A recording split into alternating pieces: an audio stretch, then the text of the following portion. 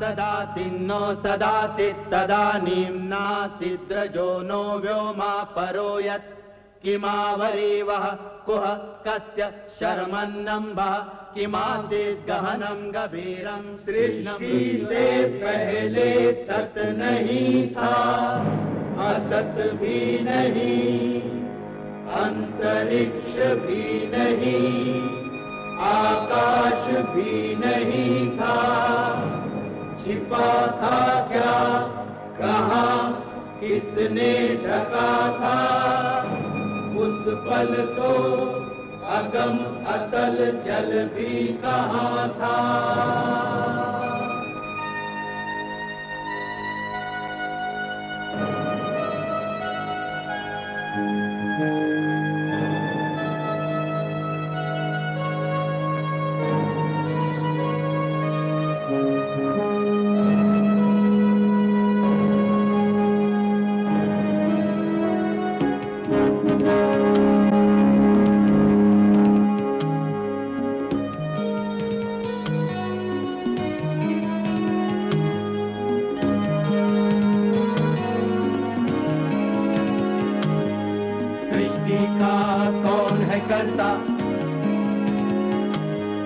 करता है वा अकर्ता, ऊंचे आकाश में रहता, सदा अध्यक्ष बना रहता, वही सचमुच में जानता या नहीं भी जानता है, किसी को नहीं पता, नहीं पता, नहीं है पता, नहीं है पता।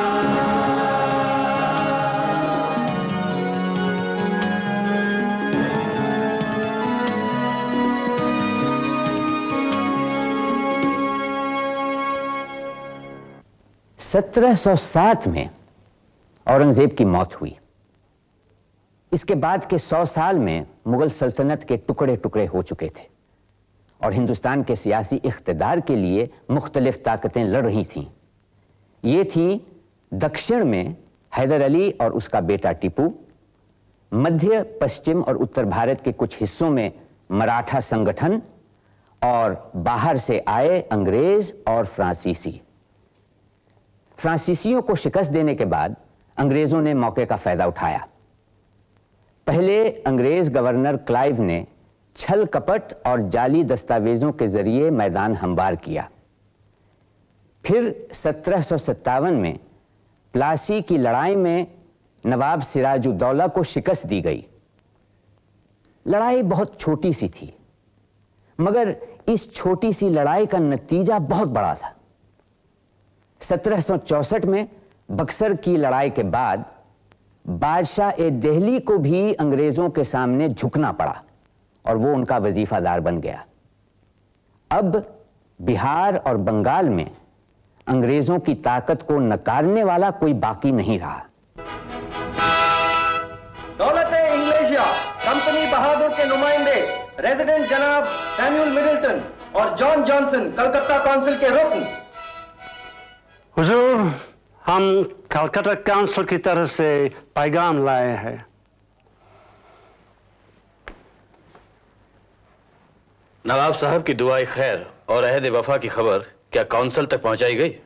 जी बिल्कुल पहुंचाई गई, लेकिन मुझे अफसोस से अर्ज करना पड़ रहा है कि काउंसिल हुजूर की मसनद नशीनी तस्लीम करने को तैयार नहीं।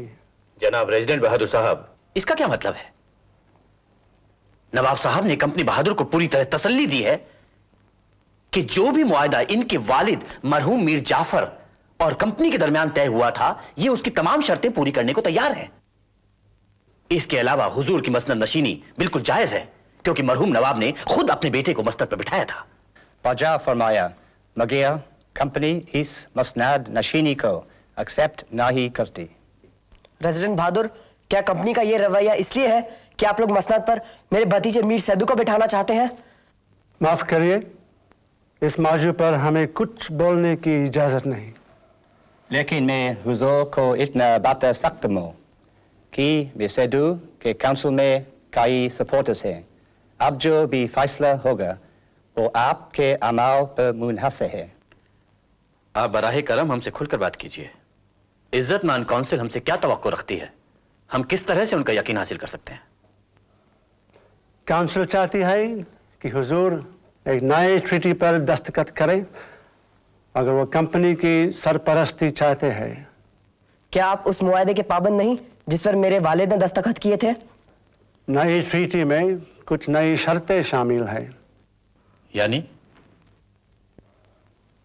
हुजूर कंपनी को बिना टैक्स दिए निजामत में व्यापार करने को इजाजत देंगे, मगर ये छूट और किसी को नहीं दी जाएगी। हम सिर्फ नमक पर 2.5% टैक्स देने को तैयार है। ये कैसे हो सकता है? हम अपनी रियाया पर चुंगी लगाएं और कंपनी को माफ कर दें? इससे हमें कोई सरोकार नहीं। ठीक है, ये इतना मुश्किल काम नहीं, आप आगे कहिए। काउंसिल का सजेशन है कि हुजूर उनकी सलाह लेकर एक नायब सूबा मुकर्रर करे जो निजामत का आला अफसर बनकर रहेगा। वो रेवेन्यू कलेक्शन का जिम्मेदार होगा। लेकिन दीवानी की जिम्मेदारी तो मेरी है। काउंसिल को यकीन हो गया है कि टैक्स कलेक्शन में कमी हो रही है, जिसकी वजह से निजामत कंपनी के लोन्स वापस नहीं कर रही है। काउंसिल नायब सूबा के लिए किसे तजवीज कर रही है? काउंसिल का सजेशन है कि ढाका का मौजूदा नायब मोहम्मद राजा खान इस ओहदे पर मुकर्रर किए जाएं। हरगिज नहीं, हमें ये नाम कतई पसंद नहीं। मैं ये पूरी तरह साफ करना चाहता हूँ राजा नंदकुमार कि खान साहब पर काउंसिल मेंबर्स का पूरा भरोसा है। वो शख्स बेईमान है। उसने निजामत के 16 लाख रुपए गायब किए हैं ढाका की लगान वसूली से। इसकी हमारे पास सनद भी है। रेजिडेंट बहादुर, रजा खां को इस ओहदे पर हम नहीं रखना चाहते। आई एम सॉरी, मगर नए ट्रीटी की सबसे अहम शर्त यही है। इसके अलावा काउंसिल की रिक्वेस्ट है कि निजामत में किसी कारकुन को मुकर्रर करने या बर्खास्त करने के पहले उनकी इजाजत ली जाए। ये नहीं हो सकता। राजा नंदकुमार, बेटर है कि आप बगैर आर्ग्यू किए हमारा साथ है। काउंसिल ने आपके खिलाफ इंक्वायरी शुरू की है और इस बात का पता मिला है कि कंपनी के खिलाफ आपका ही कदम उठा चुका है, और अगर हुजूर को ये शर्तें मंजूर नहीं तो हम मीर सैदू से समझौता कर लेंगे। आप हमें गलत ना समझे रेजिडेंट बहादुर, आप जैसा कहें हम करेंगे। अगर ऐसा है तो हुजूर फौरन राजा खान को बुलाएं। आपके हुक्म के बिना वो मुर्शिदाबाद नहीं आएंगे और उनकी गैर मौजूदगी में आपकी मसनद नशीनी भी मुमकिन नहीं। लिहाजा आपको हुक्म दिया जाता है कि रुक्का मिलते ही फौरन मुर्शिदाबाद के लिए रवाना हो जाएं और हमारे दरबार में हाजिर हों। राजा नंद कुमार ने उन्हें रोकने की कोशिश नहीं की तो थी हुजूर, पर हार माननी पड़ी। इसलिए आप फौरन बेखटके मुर्शिदाबाद तशरीफ ले जाएं हुजूर, और वहां जाकर नायब सूबा का ओहदा संभालें। राजा नंद कुमार अंग्रेजों की नजर से काफी गिर चुके हैं। ये तो कहने की बात है कुली साहब। राजा नंद कुमार को शुरू से ही मुझसे बहुत अदावत रही है। उन्होंने ही मरहूम मीर जाफर के कान मेरे खिलाफ भरे थे और मुझे उस मनहूस दस्तावेज पर दस्तखत करने पर मंजूर किया, जिसकी वजह से वो मेरे खिलाफ 16 लाख रुपए के गबन का इल्जाम लगा सके। वो इतनी आसानी से मेरा पीछा छोड़ने वाले नहीं हैं। अजीब गुमगू में मुब्तला हूं। ओहदा मंजूर करता हूं तो जान और इज्जत का खतरा है, और ना मंजूर करूं तो फिर ढाका के बयाबान से निकलने का दूसरा मौका नहीं मिलेगा। मामला बहुत पेचीदा है। निजामत और कंपनी के तवाज़ुन को यकसा रखना ही होगा। लेकिन हुजूर, अंग्रेज व्यापारियों के साथ आपका काम कर पाना कैसे मुमकिन होगा? क्यों नहीं, मुमकिन होगा, जरूर मुमकिन होगा। आपने मेरी तरह जनाब अली वर्दी खां का जमाना नहीं देखा। सूबा बंगाल में चारों तरफ खुशहाली थी, लोग चैन की जिंदगी जी रहे थे। जमींदार सख्त तो थे लेकिन जालिम नहीं। तिजारत भी अपने उरूज पे थी। देखते ही देखते सब कुछ बदलने लगा।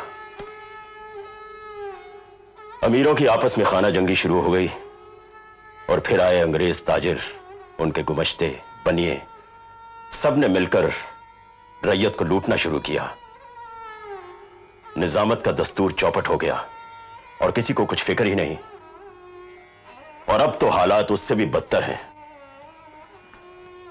मैंने सोचा कि नायब सूबेदारी का ओहदा मंजूर करके मैं जनाब अली वर्दी खां की तंजीम को फिर से राइज करूंगा, लेकिन जब राजा नंद कुमार जैसे दुश्मन के बारे में सोचता हूं तो हिचकिचाता हूं। वो सिर्फ फौरी फायदे की ही सोचते हैं। लेकिन हुजूर, अंग्रेज तो आपके साथ हैं। लेकिन कब तक साथ रहेंगे? वो मेरी सलाह मानेंगे भी कि नहीं? और मुझे अपनी बातें मनाने के लिए क्या क्या कुर्बानियां देनी पड़ेंगी? हुजूर, इस बात का फैसला तो मुर्शिदाबाद जाकर ही हो सकता है। मैं आपकी रवानगी का इंतजाम करवाऊं? मसनद नशीनी के लिए सिर्फ आप ही का इंतजार हो रहा है। आखिर मसनद नशीनी की इतनी जल्दी भी क्या है? हुजूर, नवाब ने अंग्रेज गवर्नर और काउंसिल के मेंबरान को मोटी मोटी रकम देने का वायदा किया है और अब पता चला है कि साबत जंग बहादुर क्लाइव साहब विलायत से तशरीफ ला रहे हैं। कंपनी ने उनके हुकूक पहले से कहीं ज्यादा बढ़ा दिए हैं। इसीलिए काउंसिल वालों को खतरा है कि कहीं वो बना बनाया खेल उनका चौपट ना कर दें। साबत जंग बहादुर क्लाइव साहब आ रहे हैं। राजा नंद कुमार एक वक्त उनके मीर मुंशी रह चुके हैं। ये तो बहुत बुरी खबर है कुली साहब। मुर्शिदाबाद की रवानगी के शगुन अच्छे नहीं हैं।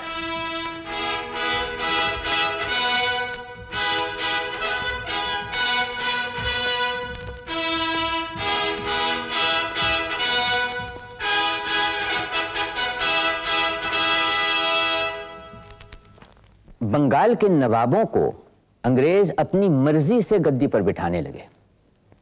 शासन की जिम्मेदारी अंग्रेजों पर भी नहीं थी, वो तो बेचारे नित नए नवाब का काम था। अंग्रेजों का काम था जल्द से जल्द दौलत बटोरना। दौलत के लिए एक शर्मनाक निहायत छीना झपटी मची और ईस्ट इंडिया कंपनी के कारकुनों के लालच और बेईमानी ने सारी हदें पार कर ली।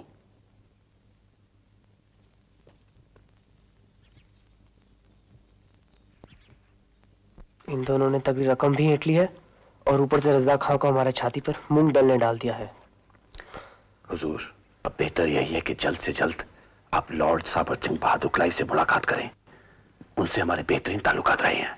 ठीक है, आप रज़ा खां साहब से कह दीजिए हम कलकत्ते जाएंगे। जी नहीं हुजूर, ऐसी गलती मत कीजिएगा, वरना हमारे सब मंसूबों पर पानी फिर जाएगा।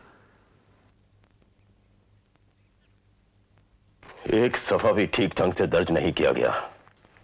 कमबख्त आधे से ज्यादा खाने तो खाली पड़े हैं। ये सब क्या हो रहा है? हुजूर, जब आंकड़े ही नहीं हैं तो खाने कैसे भरें? आंकड़े नहीं है तो मैं कंपनी बहादुर को पिछले साल के लगान का खाक हिसाब दूंगा। हुजूर, नवाब मीर कासिम के खिलाफ जो जंग लड़ी गई उसके जमा खर्च के आंकड़े भी गायब हैं। हुजूर, हिसाब की जिम्मेदारी राजा नंद कुमार की थी। राजा नंद कुमार? और बिहार के लगान के महसूली के आंकड़े? राजा नंद कुमार के मुंशी हमारी मदद करने से कतरा रहे हैं हुजूर। एक भी हिसाब देने को तैयार नहीं। कहते हैं कि गाय खा गई बही खाते। और राजशाही जमींदारी के हिसाब की पोथियां आग में जल गई। मक्कार, लगता है कि महसूली के दफ्तर में भी राजा नंद कुमार ने ही आग लगवाई होगी। हुजूर, मैं क्या कह सकता हूं हुजूर। कुली साहब, रजा कुली साहब, जरा इधर आइए। फौरन कंपनी बहादुर के नाम खरीदा भेजिए कि मैं अब इन हालात में नायब सूबा का ओहदा संभालने के लिए तैयार नहीं हूं, क्योंकि राजा नंद कुमार कदम कदम पर मेरे रास्ते में रुकावटें डालने से बाज नहीं आ रहे हैं। जी हुजूर। दिन ब दिन हालात नाकाबिले बर्दाश्त होते जा रहे हैं। यहां हम अपना खून पसीना एक करके महसूल के हिसाब सही करने में जुटे हुए हैं और वहां वही एक शख्स जिसे यह सब कुछ ठीक रखना चाहिए था कलकत्ता में क्लाइव साहब के कान भर रहा होगा मेरे खिलाफ। और ऊपर से कलकत्ता काउंसिल को वो हिसाब मांगने में जल्दी पड़ी हुई है। इस तरह से काम होता है क्या? हुजूर, मेरी एक राय है, आप फौरन कलकत्ता तशरीफ ले जाएं और वहां क्लाइव साहब को सब कुछ साफ साफ बताएं। एक हफ्ता हो गया है क्लाइव साहब के बुलावे को आए हुए। उनके खत के अंदाज से मैं बहुत फिक्रमंद हूं। कलकत्ता ना आने की शिकायत कर रहे हैं। कहते हैं कि मैं नवाब साहब के साथ उनसे मिलने क्यों नहीं चला आया। पर जाता कैसे, जब नवाब साहब ने खुद मुझे कलकत्ता जाने से मना किया हुआ है, और ऊपर से ये हिसाब की गड़बड़। आप फौरन निकल पड़िए हुजूर।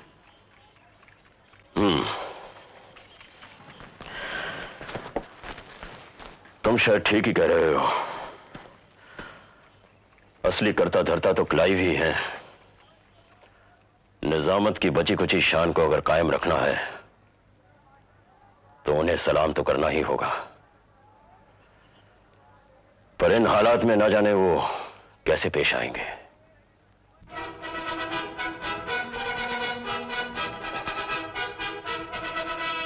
On behalf of the Council, I welcome you back to Calcutta, Lord Clive, and your colleagues, Mr. Verrey, Mr. Sykes. Thank you, gentlemen. Before I proceed, let me remind you that the directors of the company have granted me and my select committee absolute powers, independent of the Calcutta Council, to act in the manner I feel fit. We have all read the relevant paragraphs of the director's instructions, and we are anxious to discuss the meaning and extent of the powers granted to the Select Committee. Absolutely not, Mr. Lester. The Select Committee is the sole judge to the extent of its powers. There's no need for any discussion. I think a discussion would be very useful, particularly in view of certain letters from the directors that invalidate your powers. Mr. Johnson, are you trying to dispute the authority of the Select Committee? No, Lord Clive, but... Let's proceed. On coming to Calcutta, what have we heard but anarchy, confusion, and what is worse, an almost general corruption? It has come to our notice the unseemly hurry to place Najmuddaulah on the Musnad is because of the £140,000 paid to the council and the governor by the Nawab. This is in complete violation of the company rules which forbids its servants from accepting gifts from Indian princes over 4,000 rupees. Forgive the interruption, Lord Clive, but with regard to gifts in general, we have your example. We have not forgotten the lavish gifts you have taken from the Nawab Mir Jafar when you placed him upon the Musnad after the Battle of Plassey, nor the generous endowment of a Jaghir. The circumstances were different then. I accepted those presents in a military capacity. And the Jaghir is related to the title Sabat Jung conferred on me by the Mughal Emperor.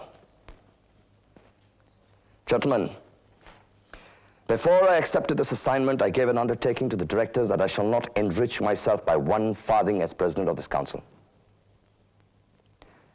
Let me assure you, before I'm done here, each one of you would sign a similar undertaking. I'm also determined to end the private trade of the company's servants and their gomastas and banyas. And if any of you doesn't like this, you're welcome to take the first boat back home. In this, you have the support of the Select Committee, Lord Clive. Good. Yeah. Gentlemen, I'm quite satisfied with the military position of the company. But I disapprove of our army's advance at Allahabad in the war with Nawab Shujauddaulah of Oud. The Nawab's lands have been handed over to the wild Rohilla tribes. This is not a secure position for us. I plan to settle a treaty with the Nawab of Oud. I also plan to meet the Emperor to discuss the handing over of the revenues of Bengal, Bihar, and Odisha to the company. Since now our interests are extended, and commerce alone is not the whole of the company's support, we must go forward. To retract is impossible. Johnson will need watching. He could prove to be an irritant at every stage. We cannot afford to build up too much opposition, sir. Perhaps this ban on private trade is too severe. It will affect every single member of the company. I have an alternative arrangement.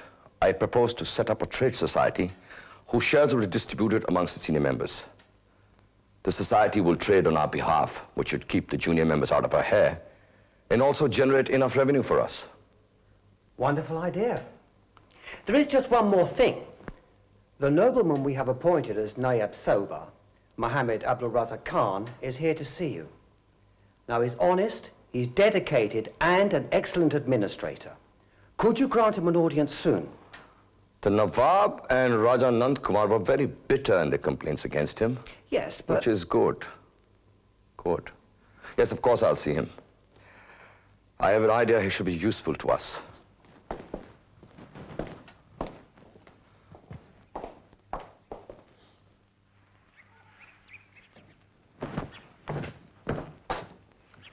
आदाब अर्ज करता हूं हुजूर। आदाब। बैठिए। शुक्रिया। खान साहब, आपके खिलाफ कई शिकायतें मिली हैं हमें, नवाब नजमुद्दौला से, राजा नंद कुमार से और काउंसिल के मेंबरान से। उन्हें क्या शिकायत है हुजूर? नवाब साहब के पास एक दस्तावेज है जिसमें आपने कबूल किया है कि ढाके की मालगुजारी से आपने 16 लाख रुपए गबन किए थे। ऐसा एक दस्तावेज है जरूर, लेकिन उस दस्तावेज पर मुझसे जबरदस्ती दस्तखत करवाए गए थे। राजा नंद कुमार ने नवाब मीर जाफर को मेरे खिलाफ इतना बरगलाया कि उन्होंने मुझे हिरासत में ले लिया। जान पर आ बनी तो मुझे उस दस्तावेज पर जबरदस्ती दस्तखत करने पड़े, लेकिन उस कागज की कोई अहमियत नहीं है हुजूर। हो सकता है। और काउंसिल से यह भी सुना है कि इस ओहदे को पाने के लिए आपने पुराने गवर्नर और कई काउंसिल के मेंबरान को रिश्वतें भी दी। ये इल्जाम सरासर गलत है हुजूर। आपसे किसने कहा? यह सही है या गलत?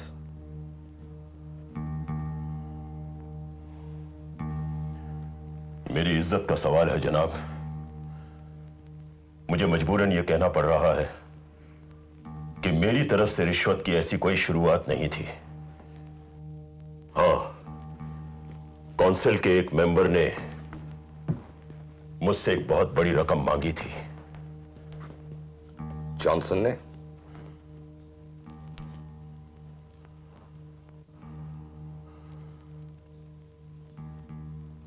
आपको कैसे पता चला हुजूर?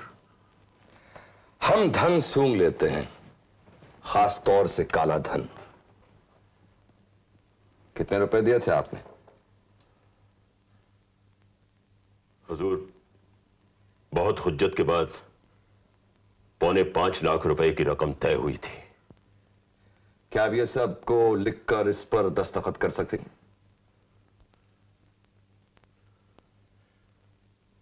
आप कहेंगे तो जरूर करूंगा हुजूर। ठीक है। अब मैं आपको आगे के मंसूबे सुनाता हूं। मुगल बादशाह कंपनी को बंगाल, बिहार, उड़ीसा की दीवानी बख्शने वाले हैं। आप नायब दीवानी रहेंगे क्योंकि आपको लगान और महसूल के मामलों में तजुर्बा है। यानी आप निजामत और कंपनी के बीच पैरवी करेंगे। रियासत के अमीर उल उमरा, क्या ख्याल है? आपकी इज्जत अफजाई का बहुत बहुत शुक्रिया हुजूर, लेकिन अगर मुझे इंतजामात का बार उठाना होगा तो मैं चाहूंगा कि जनाब अली वर्दी खां के जमाने के दस्तूर को लागू किया जाए। जाहिर। और उसके लिए मुझे अपने मोतबर आदमियों को रखने की आजादी चाहिए हुजूर। मैं समझ गया आपका इशारा किसके तरफ है। राजा नंद कुमार काबिल आदमी है, लेकिन उससे जोड़ तोड़ करने की बुरी आदत है। उनके खिलाफ गवर्नर वैन सितार्थ का बनाया हुआ ब्यौरा मैंने देखा है। आदमी चालाक है। हुजूर, राजा नंद कुमार को आप कैसे रोकेंगे? वो तो नवाब साहब का खास आदमी है। राजा नंद कुमार को हुक्म मिला है कि वो कलकत्ते में ही रहेंगे। अब मुर्शिदाबाद जाने की जरूरत नहीं। बहुत बहुत शुक्रिया हुजूर, आपके लिए तो एक इशारा ही काफी था। अब मैं इजाजत चाहूंगा। इतनी जल्दी नहीं रजा खान, इसकी एवज में आपको भी महसूल बढ़ाना होगा। मेरे भी कई दुश्मन हैं जो इस ताक में बैठे हैं कि मैं मुंह की खाऊंगा। जैसे मैंने आपको तंजीम में आजादी दी है, वैसे मैं चाहूंगा कि आप मुझे महसूल में बढ़ोतरी दें।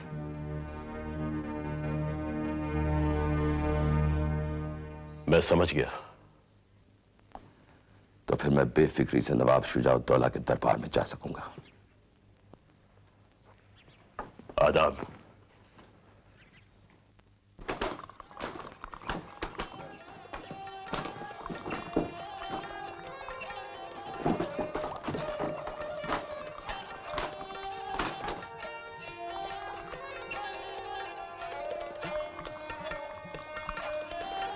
आपने हमारे मुर्गे को हरा दिया नवाब साहब।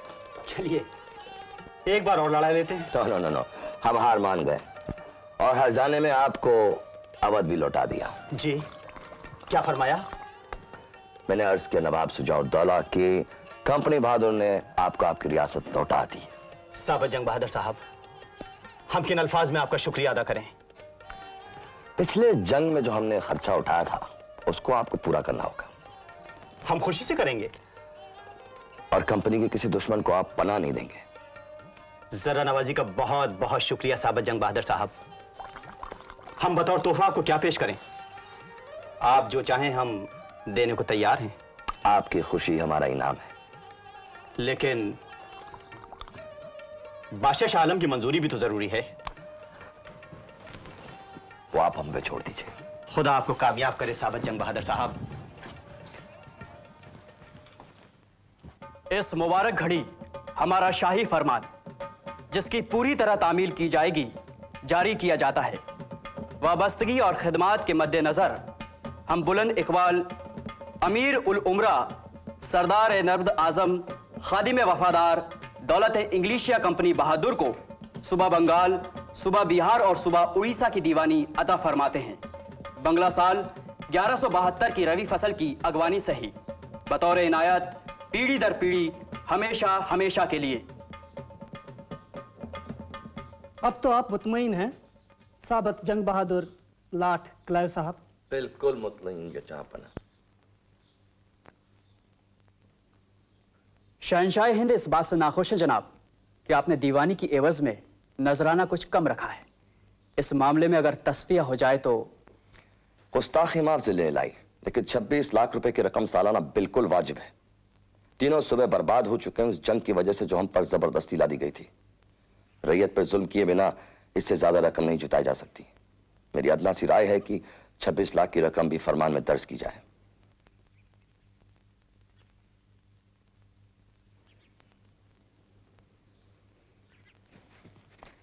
मुझे उम्मीद है कि जहांपना की खातिर तवाज़ो में कंपनी के अफसरों ने कोई कमी नहीं छोड़ी होगी। अगर हुजूर आला को किसी चीज की जरूरत दरपेश हो तो हम उनका हुक्म बजाने के लिए तैयार हैं। हम उनकी हर ख्वाहिश पूरी करना चाहते हैं।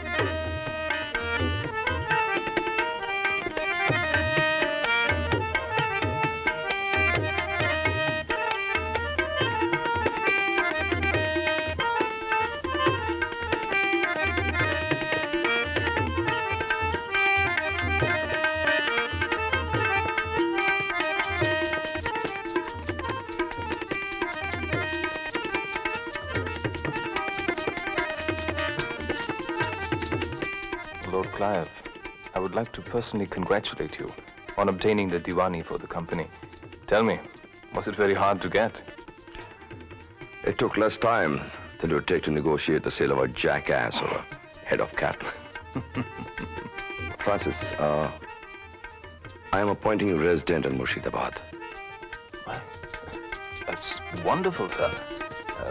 But don't you think I'm a little inexperienced? Yes. But I need someone I can trust.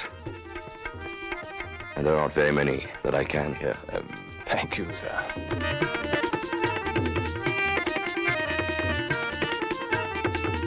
I want you to be a sort of watchdog for the company. Make sure that the revenues are collected and remitted. Because this is not the Nawab's concern anymore. He will live on the allowance we give him. And we should also fix an amount for Raza Khan to run the administration. The rest of the revenue is ours.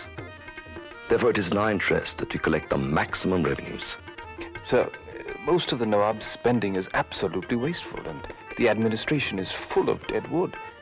Surely there's a way to cut this wastefulness. Go about it in stages. Find out the areas that are ripe for cutting. The Nawab's army, for instance. It's an absolute lot of ragged mercenaries, who are a burden on the exchequer. Disband a lot of them and deduct their salaries from the money we pay to the exchequer.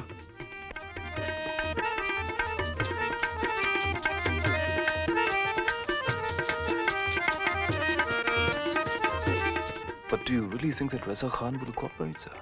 I do not trust him. On the contrary, Francis. On the contrary, you must work very closely with him. Do not alienate him, whatever you do. He's the key to the system I'm trying to set up. Sir, I still think it is to our benefit not to allow native officers to collect the revenue. I think our men will do a much better job. No. This will entail an unnecessary expenditure and trouble. The purpose of getting the Diwani was not to govern the country, but to enrich the company within the framework of the Mughal Empire.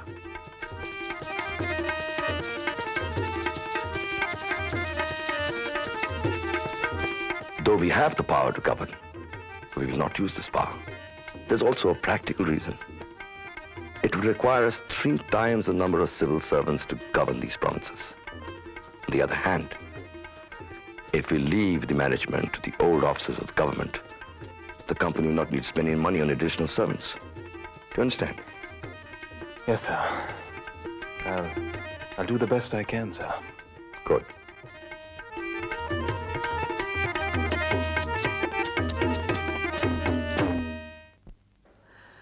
नवाब मीर कासिम के जवाल के बाद खाना बदोशी में उम्र cut गई। अब तो हड्डियां भी जवाब दे चली हैं। ये सब ज़ईफ़ी के आसार हैं रज़ा खान। अली इब्राहिम साहब, आप तो माशाअल्लाह अभी जवान हैं। खुदा आपको उम्र दराज दें। और फिर अब तो हमारी मुसीबत के दिन भी खत्म होने वाले हैं। अब क्या बताएं रज़ा खान, दुश्मनों का हुजूम चारों तरफ मौजूद है। बड़ा खतरा मोल लेकर मुर्शिदाबाद लौटा हूँ। एक जमाना था आप भी तो हमसे बहुत नाखुश थे। आप तो नाहक मुझे शर्मिंदा कर रहे हैं। दरअसल मैं खुद बहुत सारी मुसीबतों में मुब्तला था। तशरीफ रखिए, ये लीजिए। शुक्रिया। अब तो बात ही कुछ और है भाई।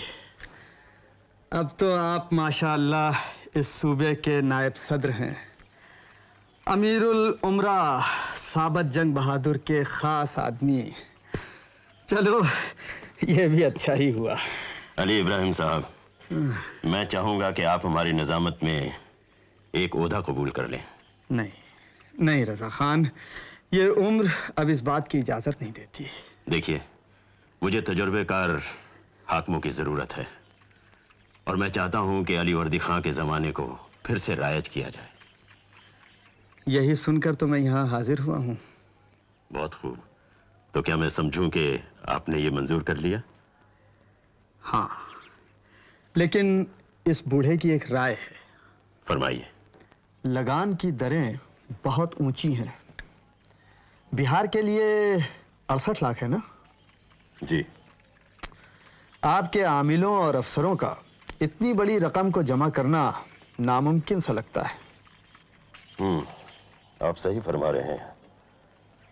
दरें ऊंची रखकर क्लाइव साहब कंपनी में अपनी साख बढ़ाना चाहते हैं।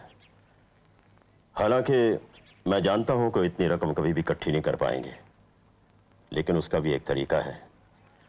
आमदनी की कमी रकम मुआफी समझकर हम अपने बही खातों में दर्ज कर देंगे और तब तक क्लाइव साहब का काम यहां खत्म हो जाएगा और वो शान से विलायत लौट जाएंगे। लौट जाएंगे? कहने और सुनने में तो ये भी अच्छा लगता है, लेकिन इन अंग्रेजों पर ज्यादा एतबार मत करना रज़ा खान। एक तरफ तो ये लगान के जरिए अपनी आमदनी बढ़ाना चाहते हैं और दूसरी तरफ अपने दलालों को रैयत को लूटने से रोकते भी नहीं। इसके बावजूद किसानों पर जोर डालते हैं कि वो सस्ता बेचें, महंगा खरीदें। ऐसे में बेचारे किसान क्या करें? आखिरकार गांव छोड़कर भाग जाते हैं। अब इन उजड़े हुए गांव से आप लगान कैसे वसूल करेंगे? आप ठीक कह रहे हैं, इसका भी कोई हल सोचना पड़ेगा। लेकिन फिलहाल मुझे इस बात की खुशी है कि आप हमारे साथ हैं।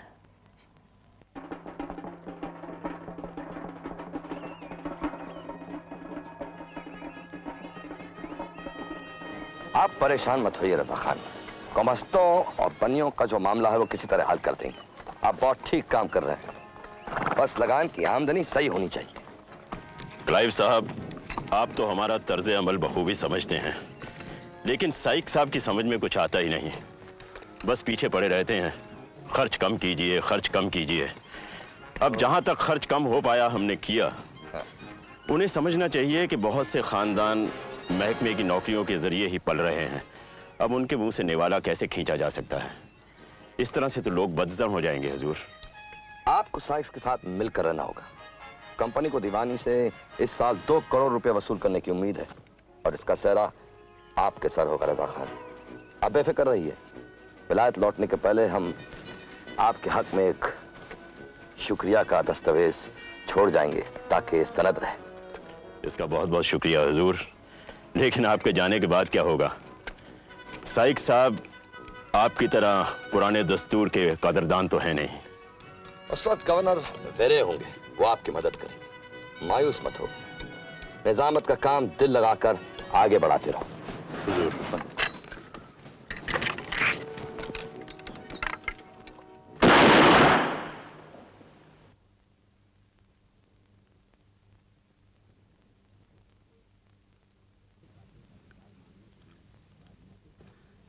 इसके बाद क्लाइव की दोहरी सरकार की नीति का पतन शुरू हुआ। 1766 में अचानक नजमुद्दौला की मौत हुई और उसकी गद्दी पर उसके बेटे सैफुद्दौला को बिठाया गया। इसके फौरन बाद क्लाइव विलायत लौट गए और निजामत के दस्तूर को खत्म करने की कोशिशें जोर पकड़ने लगीं।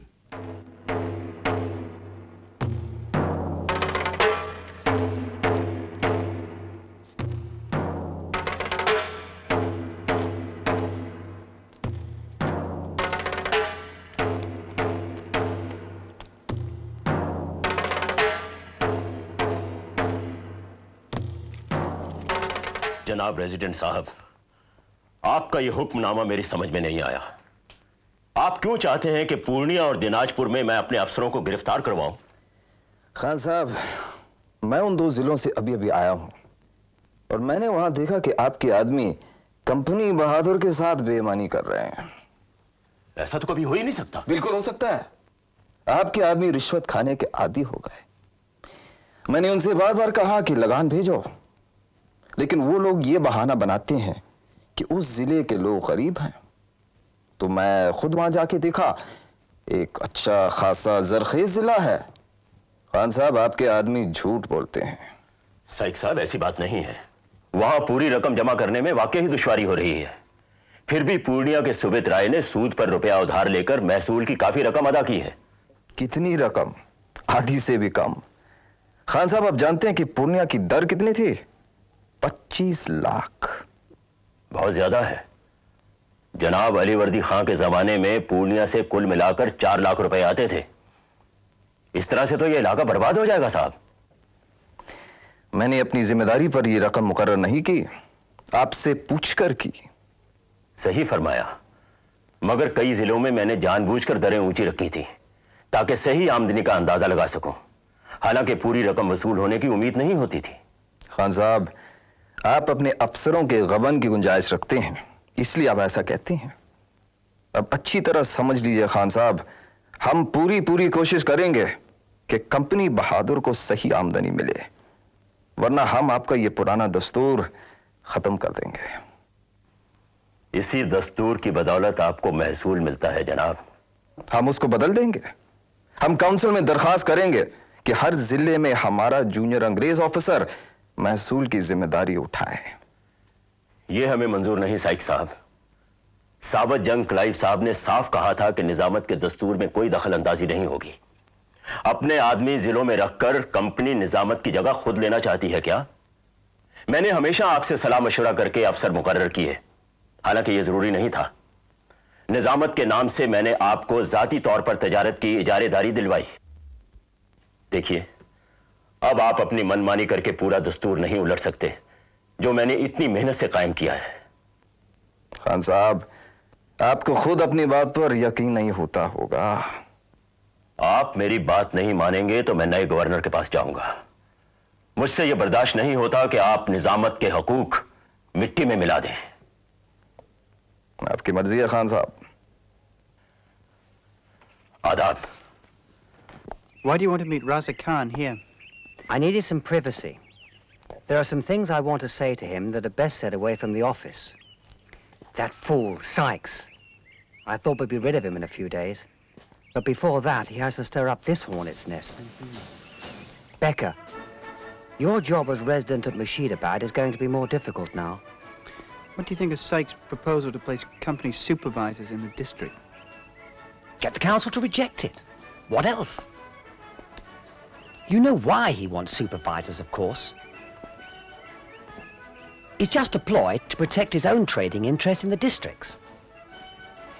If he has junior officers loyal to him, who also get a share in the profits, then the council will never know what happens in the districts.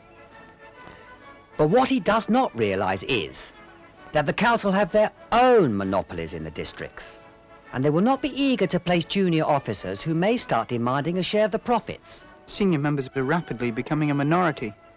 Every ship from England brings a fresh horde of junior officers, all eager to make their fortune in a few days. If they sniff out Sykes' plan, they'll force you to implement it. If you don't, your own position on the council will be weakened. Well, now you will see why I wanted to meet Raza Khan here. Aye, Raza Khan. आप ठीक तो हैं? आदाब अर्ज करता हूँ हुजूर। बैठिए राजा खान। शुक्रिया, तशरीफ रखिए। ये मिस्टर बेकर है जो मुर्शिदाबाद में साइक्स की जगह लेंगे। And this is our most faithful ally, Mohammed Raza Khan. आपसे मिलकर खुशी हुई बेकर साहब। वेरी साहब, क्या बताऊं, मैं बहुत परेशान हूं। जानता हूं, उस पाजी साइक्स की वजह से काउंसिल उनकी तजवीज रद्द करेगी। फिक्र न करें। कई बार साइक साहब को समझाने की कोशिश की है कि कंपनी के एजेंटों पर जिलों में जरा रोकथाम लगाइए। अगर वही रैयत से पैसा बटोरना शुरू कर देंगे तो फिर रैयत के पास महसूल देने के लिए रह क्या जाएगा? इस मामले को लेकर काउंसिल के नाम लेटर लिखिए। तभी मैं इस मैटर को आगे बढ़ा सकता हूं। बेकर भी आपकी हेल्प करेंगे। But we shall also need your help, Raza Khan. मैं हमेशा आपके साथ हूं वेरी साहब। ऐसा है खान साहब कि काउंसिल के कुछ सीनियर मेंबर्स इस बात से परेशान है कि आबाद की कॉटन से यहाँ का बाजार कमजोर हो गया है। हमारे प्रॉफिट पर भी असर हुए है। हम चाहते हैं कि बाहर से आने वाले कॉटन पर अब टैक्स लगाए। मैं हाजिर हूं वेरी साहब, मगर जो कपास बाहर से आ रही है वो आप ही के छोटे अफसर मंगवा रहे हैं। जानता हूं, मगर हमारा लिहाज तो खाना होगा आपको। बजा फरमाया वेरी साहब।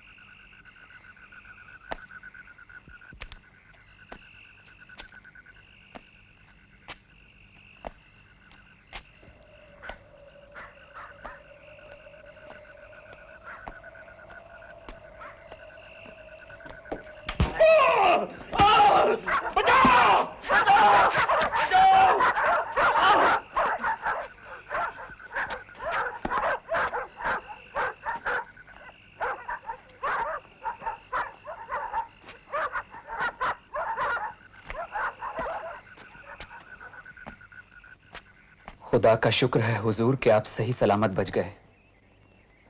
क्या जरूरत थी आज दफ्तर में आने की?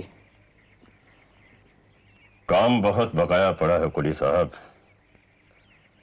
ताकतें मेरे खिलाफ इकट्ठी हो रही हैं और फिर हिसाब तो किसी हालत में मुकम्मल होने ही चाहिए। हुजूर, कंपनी के ओहदेदार आपका फायदा उठा रहे हैं।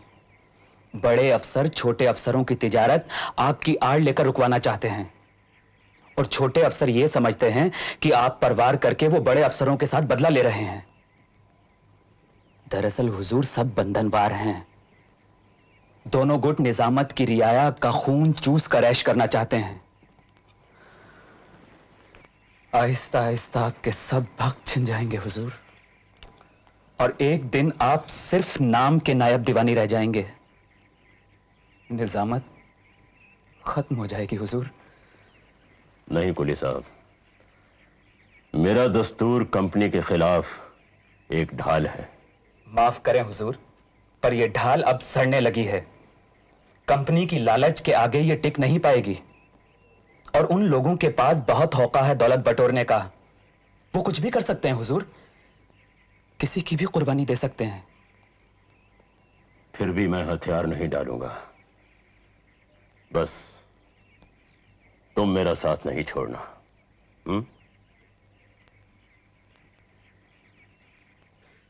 1769 में ऐसा भयानक अकाल पड़ा कि बंगाल, बिहार और उड़ीसा की 1/3 आबादी भूख से मर गई।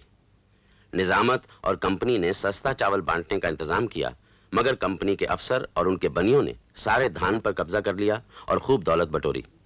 अकाल के बावजूद लगान बाकायदा जमा किया गया। रकम पूरी ना हो पाई तो फिर से जूनियर अफसरों ने अंग्रेज कारकुन रखने की मांग की। निजामत अब लड़खड़ाने लगी। Mr. Governor, the matter is very simple. There is a distinct lack of checks on the officers of the native government, who are generally adventurers from Persia, educated in the manner and principles of a government in which tyranny, corruption, and anarchy are predominant, who are strangers to the customs and indifferent to the welfare of this country. They cannot, in any manner, be restrained from practicing their native oppressions over a timid, servile, and defenseless people. The answer then must lie in the posting of Englishmen in every district. Gentlemen, please. While I will concede that the supervisor scheme is revolutionary in concept and could provide a nursery of able administrators for the future, I must warn you that there is a rock, and a very dangerous one, in this path, which requires the greatest circumspection to avoid. We have stepped forth beyond all former precedents and example. Oh yes, we have the best arguments and the most laudable arguments to justify our conduct. But it should be remembered that we have reached the supreme line, which to cross would be an open avowal of sovereignty.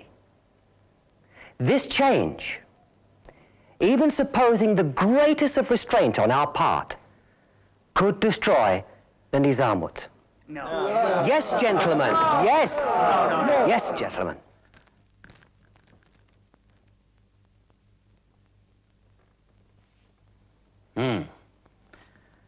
तो जहाज को डूबता देखकर छछूंदर भागने लगे।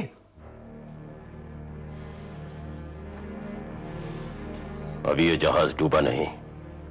किस दुनिया में रहते हैं खां साहब? आपके दिन अब लद गए। अभी कंपनी के डायरेक्टरों ने अंग्रेजी मुंतजिमों की तजवीज को मंजूर नहीं किया। डायरेक्टर्स का तो बोर्ड ही बदल गया समझिए। नए बोर्ड पर साबर जंग बहादुर क्लाइव के सारे दुश्मन बैठे हैं।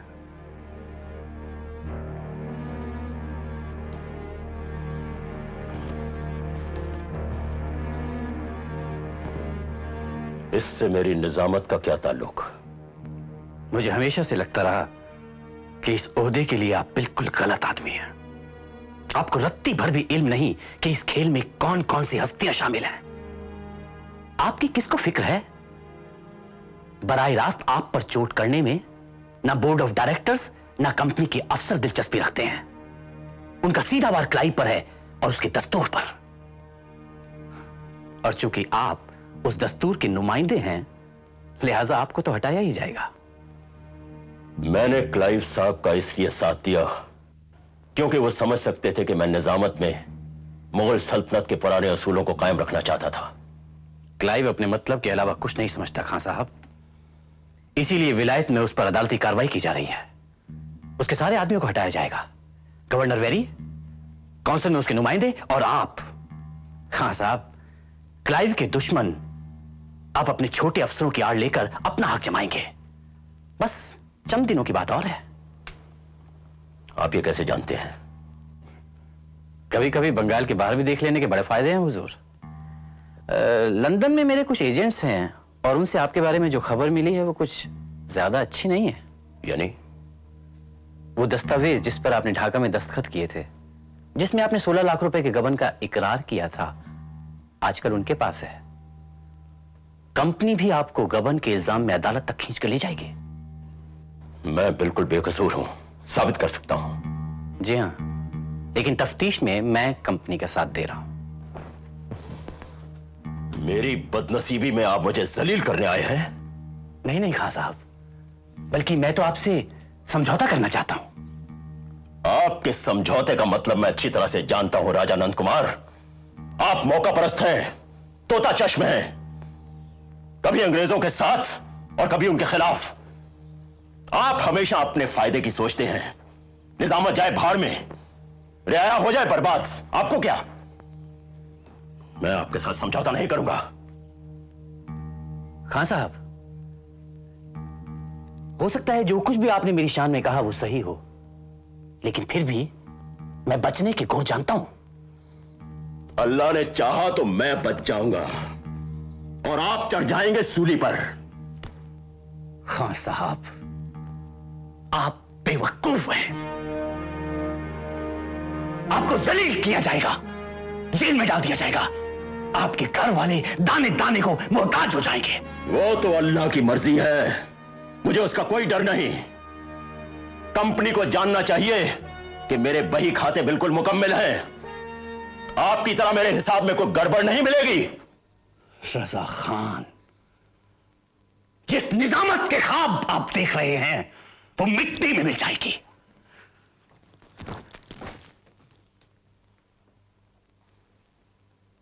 अहमक। नए गवर्नर वॉरेन हेस्टिंग्स ने बंगाल आते ही मोहम्मद रजा खां पर कई इल्जाम लगाकर उन्हें हिरासत में ले लिया। जानबूझकर मुकदमे को 2 बरस तक खींचा गया ताकि इस बीच अंग्रेज अफसरों को जिलों में नियुक्त करने की योजना लागू की जाए, जिससे नायब सूबा का ओहदा खारिज किया जा सके। हालांकि राजा नंद कुमार ने अदालत को पूरी सहायता दी। रजा खां बेकसूर निकले। बाद में उन्हें छोटे ओहदों पर नियुक्त भी किया गया और 1791 में उनकी मौत हुई। राजा नंद कुमार आगे चलकर हेस्टिंग्स के आड़े आए और उन्हें जाली दस्तावेज चलाने के जुर्म में फांसी दे दी गई।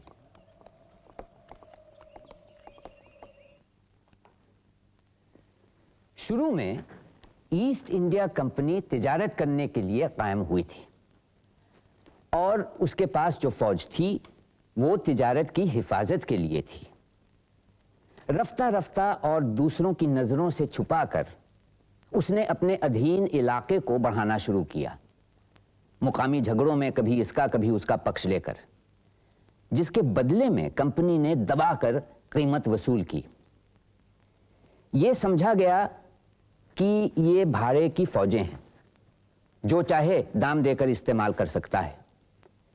यह हकीकत जब खुली कि अंग्रेज दूसरों के लिए नहीं खुद अपने लिए लड़ रहे हैं और हिंदुस्तान के मालिक बनना चाहते हैं, तब तक उनकी ताकत मुल्क में खूब मजबूती के साथ जड़ पकड़ चुकी थी। हिरण्यगर्भात् समवर्तताग्रे भूतस्य जातः पतिरेक आसीत् सदाधार पृथिवीं जामुते मां कस्मै देवाय हविषा विधेम। वह था हिरण्यगर्भ सृष्टि से पहले विद्यमान, वही तो सारे भूत जात का स्वामी महान। जो है अस्तित्वमान धरती आसमान धारण कर, ऐसे किस देवता की उपासना करें हम हवि देकर। जिसके बल पर तेजोमय है अंबर, पृथ्वी हरी भरी स्थापित सिर, स्वर्ग और सूरज भी स्थिर, ऐसे किस देवता की उपासना करें हम हवि देकर। गर्भ में अपने अग्नि धारण कर पैदा कर, व्यापा था जल इधर उधर नीचे ऊपर, जगा जो देवों का एकमेव प्राण बनकर, ऐसे किस देवता की उपासना करें हम हवि देकर। ओ सृष्टि निर्माता स्वर्ग रचयिता पूर्वज रक्षा कर, सत्य धर्म पालक अतुल जल नियामक रक्षा कर, फैली है दिशाएं बाहु जैसी उसकी सब में सब पर, ऐसे ही देवता की उपासना करें हम हवि देकर, ऐसे ही देवता की उपासना करें हम हवि देकर।